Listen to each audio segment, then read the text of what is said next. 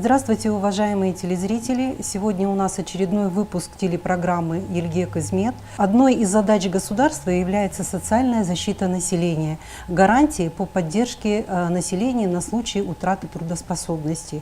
Именно эту задачу реализует Государственный фонд социального страхования. Сегодня у нас в гостях директор Государственного фонда социального страхования по Павлодарской области Копенова Айгуль Абуталиповна. Здравствуйте, Айгуль Абуталиповна. Спасибо. Хотелось бы сегодня сказать о том, что обязательное социальное страхование в Республике Казахстан является дополнительной формой государственной поддержки. У нас трехуровневая система социальной защиты. Это первый уровень – это государственный бюджет, когда выплаты идут. Второй уровень – добровольный – это выплаты из Государственного фонда социального страхования и выплаты из Единого накопительного пенсионного фонда. И третий – добровольный уровень. По поводу социального страхования хотелось бы сказать, что согласно законодательству мы оказываем государственные услуги по назначению социальных выплат и услугу по выдаче информации о состоянии движения социальных отчислений. Так вот, по охвату системы социального страхования мне бы хотелось бы отметить, кто является плательщиком. Плательщиком являются индивидуальные предприниматели, работодатели, лица, занимающие частной практикой и плательщики единого совокупного платежа. Кто же является самим участником системы социального страхования? Это работники, это сами индивидуальные предприниматели, в том числе фермерские и главы и крестьянских хозяйств. Лица, занимающие частной практикой, это лица, значит, частные судебные исполнители, частные нотариусы, медиаторы и лица, имеющие документы вид на жительство, документы удостоверения личности без гражданства, которые проживают постоянно на территории Республики Казахстан и приносят доход. А также к этой категории еще относятся плательщики единого совокупного платежа. Это те категории, которые у нас являются участниками системы социального страхования. Кто не подлежит системе социального страхования? Лица, достигшие пенсионного возраста, согласно статье 11 пункт 1 Закона о пенсионном обеспечении Республики Казахстан. Это мужчины в возрасте 63 года и женщины в возрасте 60,5 лет. И, как мы знаем, уже с 23 года это женщины по достижении 61 года. Права и обязанности участников и плательщиков, вернее. Плательщик имеет право запрашивать информацию по поступлению социальных отчислений. Также он имеет право на возврат излишне уплаченных сумм социальных отчислений. При этом он обязан своевременно и в полном объеме производить уплату отчислений, далее представлять в органы государственных доходов информацию, вести первичный учет. А также у нас плательщик обязан предоставлять информацию работнику при ежемесячном извещении о заработной плате. Далее хотелось бы еще сказать, исчисление уплаты социальных отчислений. На сегодняшний день, с 2018 года, ставка социальных отчислений составляет 3,5%. С 2025 года она будет составлять 5%.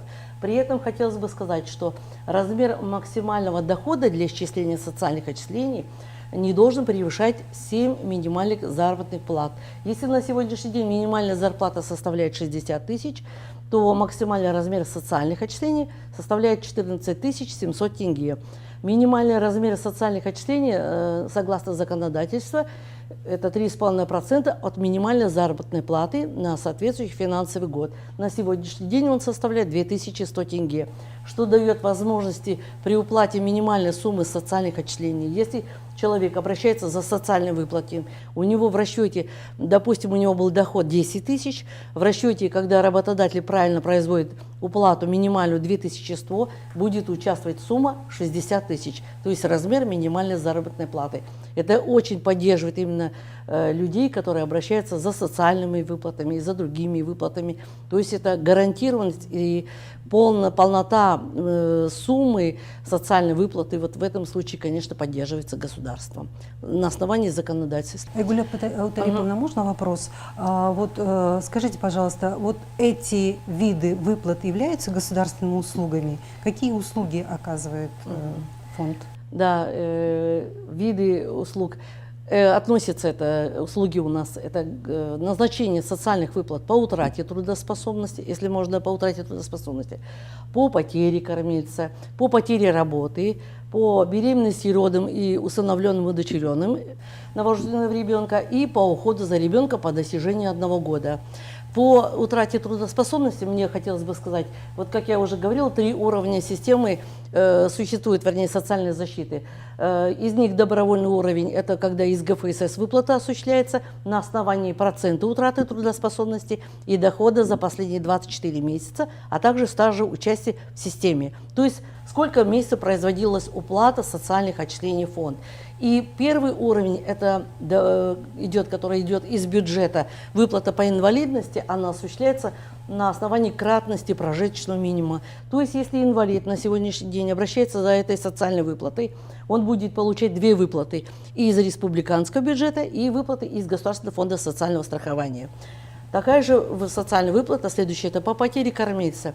Она тоже рассчитывается здесь в данном случае от количества иждивенцев, от стажа участия, от дохода за последние 24 месяца и коэффициента замещения дохода. То есть, если человек не работал умерший кормилец, будет назначаться выплата из республиканского бюджета, которая зависит от количества иждивенцев и кратности прожиточного минимума. Вот. А если этот умерший кормилец был работающим человеком, то в этом случае будет, конечно, рассчитываться от его дохода.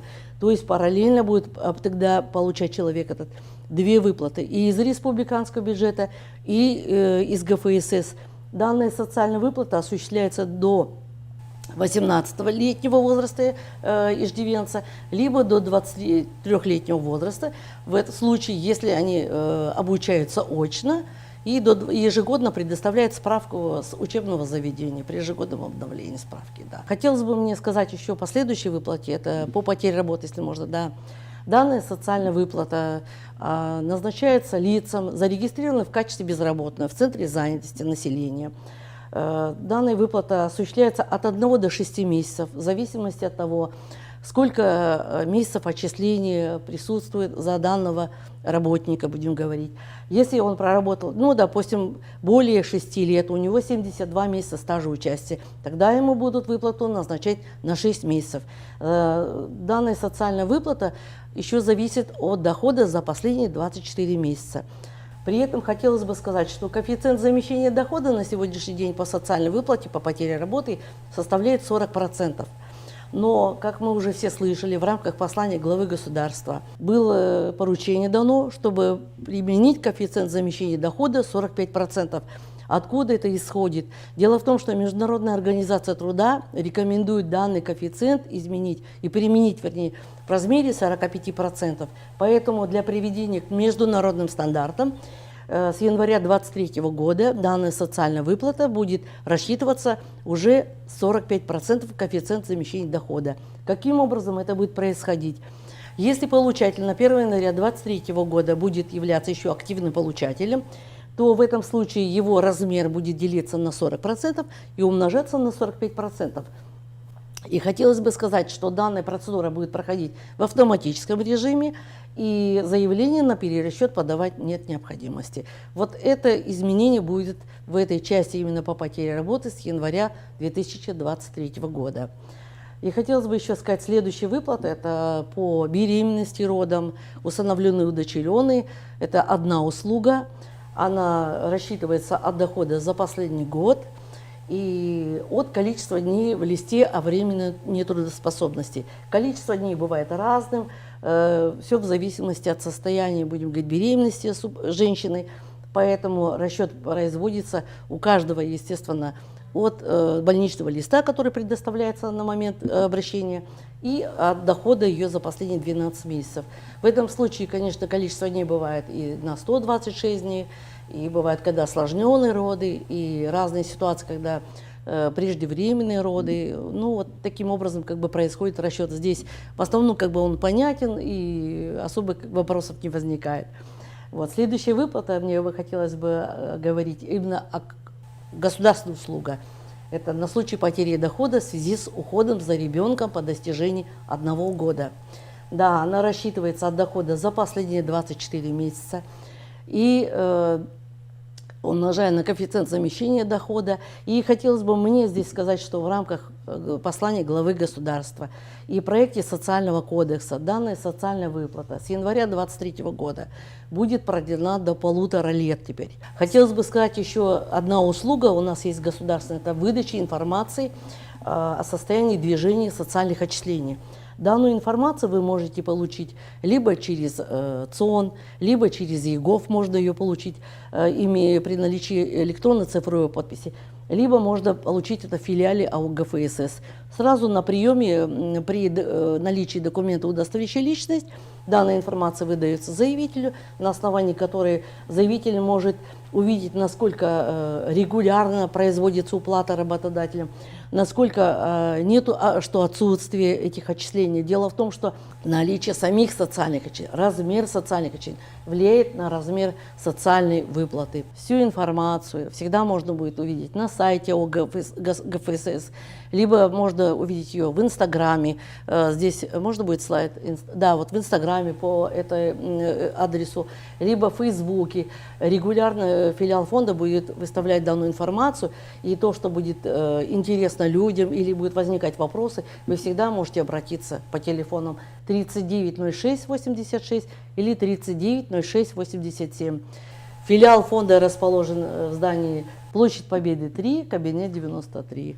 Вот самый основной момент, то, что мне хотелось бы говорить, да.